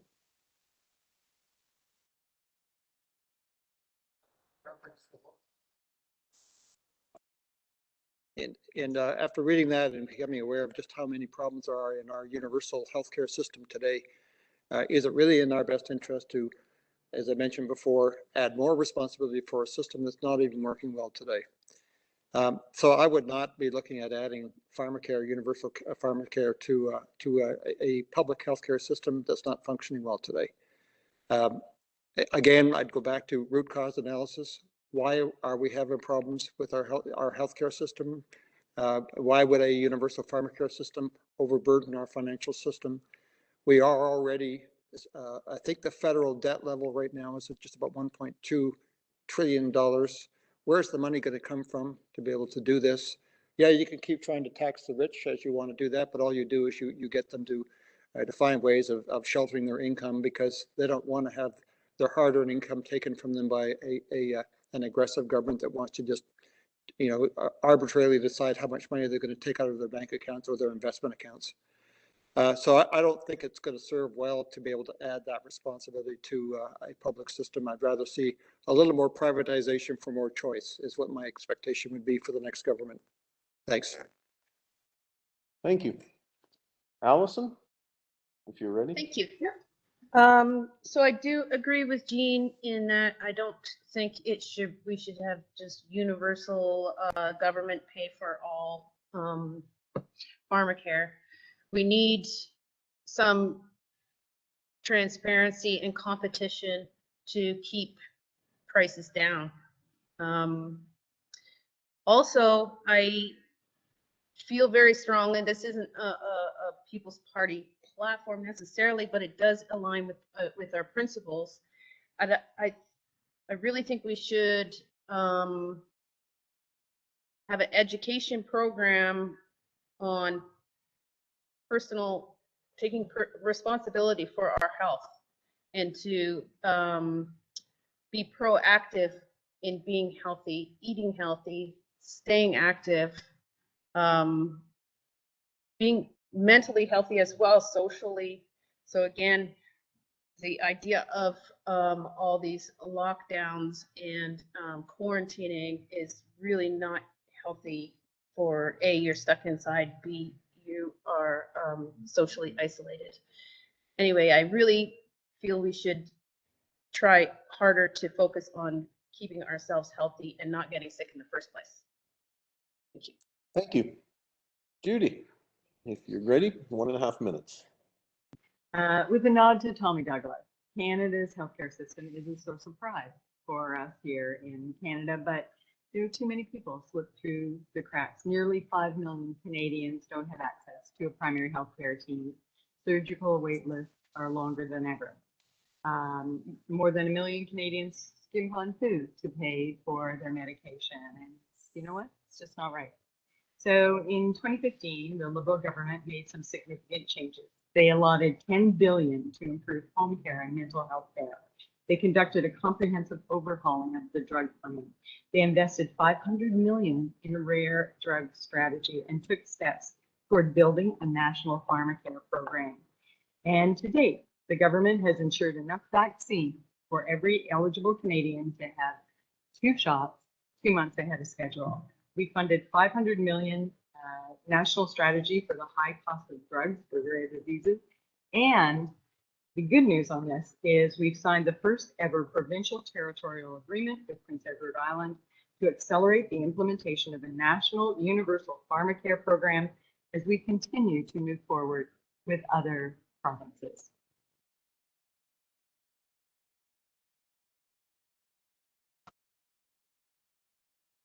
Thank you very much, Judi. Unfortunately, because the time is getting close to the end, I've got to cut off the questions, which is a shame because we have some good ones still that we would have liked to get to. So you're safe now. But you do, unfortunately, or fortunately, depending how you look at it, have 2 minutes each to give closing remarks. And we're going to do it in the reverse order of the opening remarks. So the first person will be Jean to have your 2 minutes in closing remarks.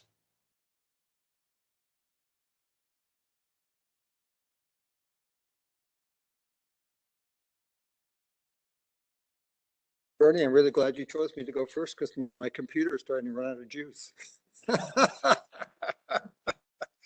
So I want to start by saying I have faith in people. I was a professional recruiter for a long time, and I've interviewed over 10,000 people in my life as a recruiter, and I found that most people are very reasonable. They're very resilient.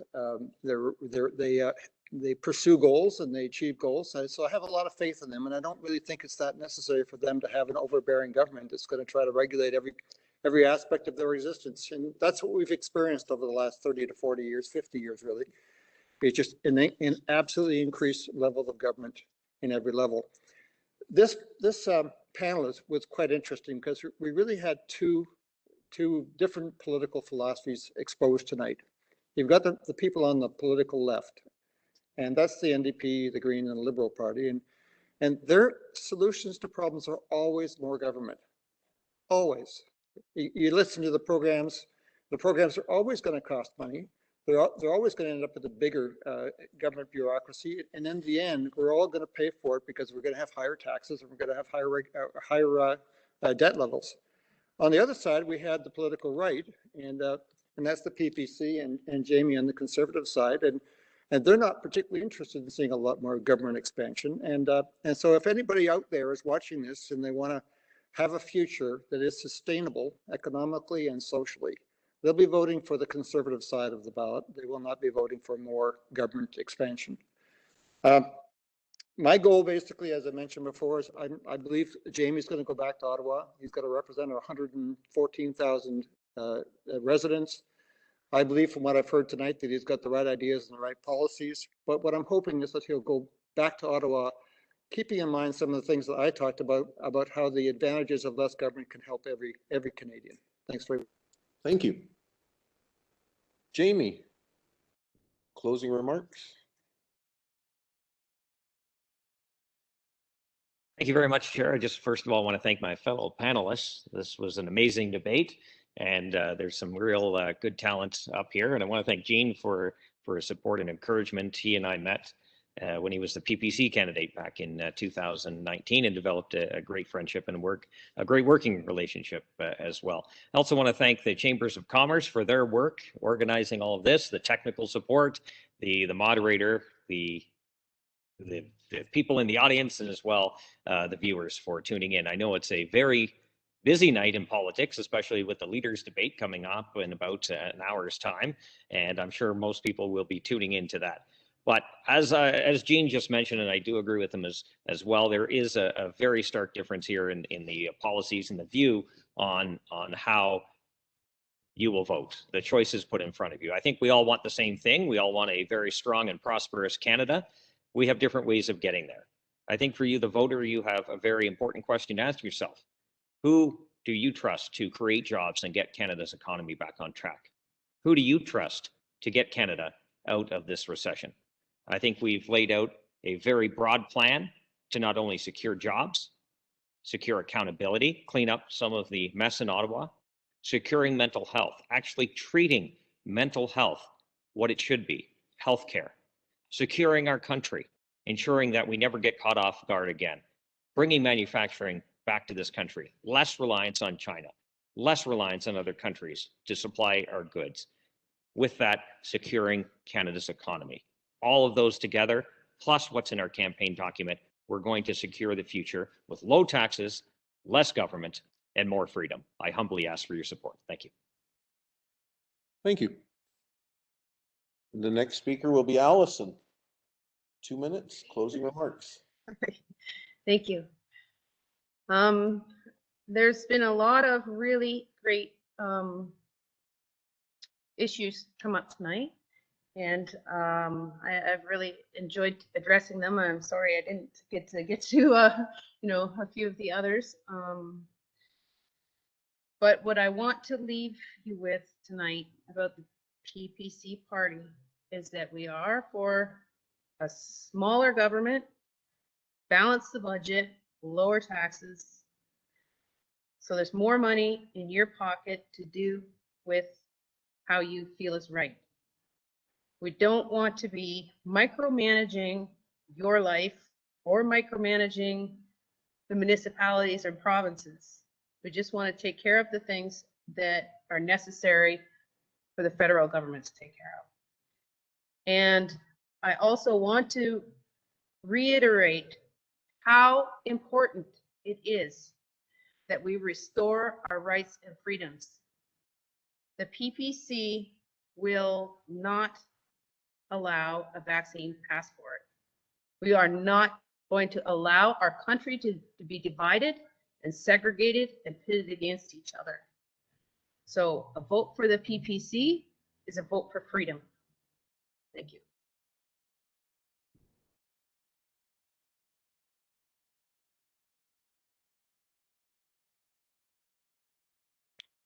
COVID-19 showed us that local is better. We must limit, disrupt, even break the global supply chain. Local business support, local agricultural support, make sure the wealthy pay their fair share, make sure agricultural lands are protected as well as shorelines protected, taxing the wealthiest. And remember, we have a huge and pressing problem, the global catastrophe of climate change to address first. This is our now and never moment. We must not continue to do the same things over and over and expect any different results. Canada is still on fire. The climate catastrophe is upon us, and we have one chance to act in the best interest of our planet and make a bold choice, the best choice, the only choice that can affect a positive fundamental change in our country and allow us to set an example for the rest of the world. High expectations?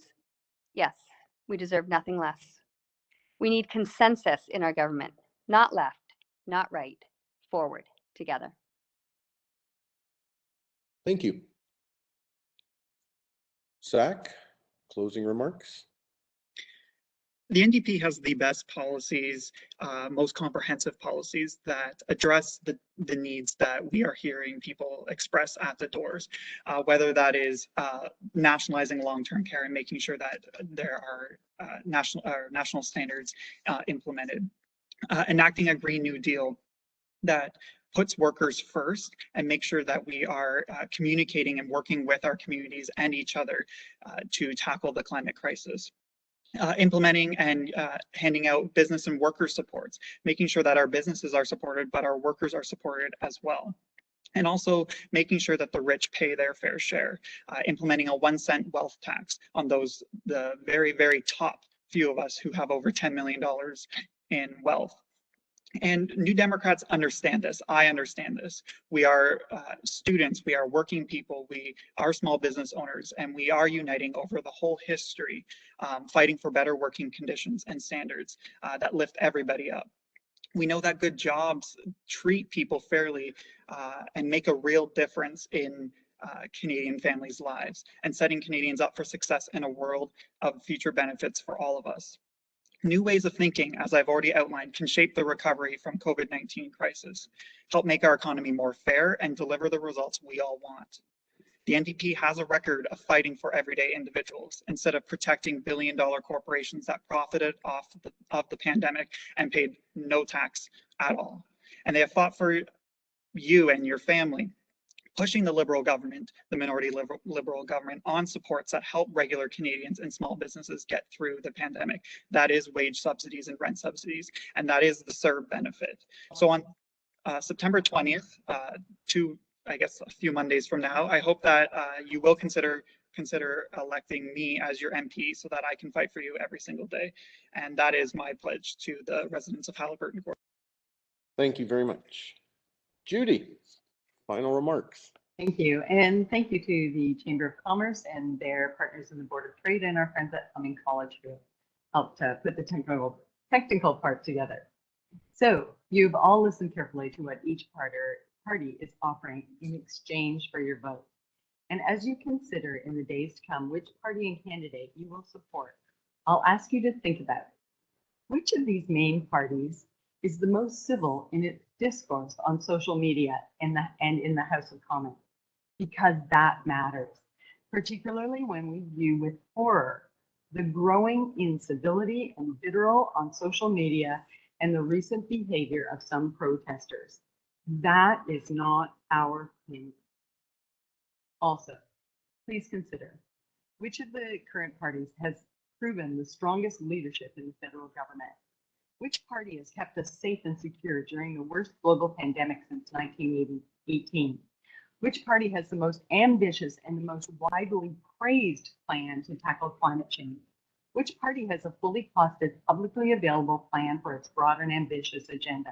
Which party is working to keep us safe from mass killings and made a strong stand against assault weapons and wants to do more? Which federal government party has consistently, over the years, done more for the poor, middle-aged, disabled, veterans, elderly, Indigenous peoples, youth, women, refugees, and all communities, regardless of age, race, or sexual orientation. There is only one answer, the Liberal Party of Canada. Please give us your vote on September 20th, and thank you so much for your interest and for your attention throughout this discussion. Thank you very much, Judy. I wish I had more time because I have a few questions I would love to put to you, to all of you. But there's only 4 or 5 minutes left, unfortunately. Are we allowed to go over time? No? No? Darn. Okay. I thought. So first of all, thank you to all of our candidates for making the time to come out to this, and as well as to all the viewers and everybody that was here for taking an interest in being here. I just want to say that this will be this recording will be available online as soon as possible, and it will be shared through LDCC as well as Fleming College Communications, and I'm sure lots of our other partners. I also want to ask the candidates that given that we had a bunch of questions still to come, or a few questions still to come, if anyone would be amenable to receiving these via email and responding in email with a word count limit for each question, we will also include this on the page along with the recording so that all of the questions will be answered and that all of the concerns of the attendees are properly heard. With that, thank you everybody for attending, and we will see you all September 20th. I'd just like that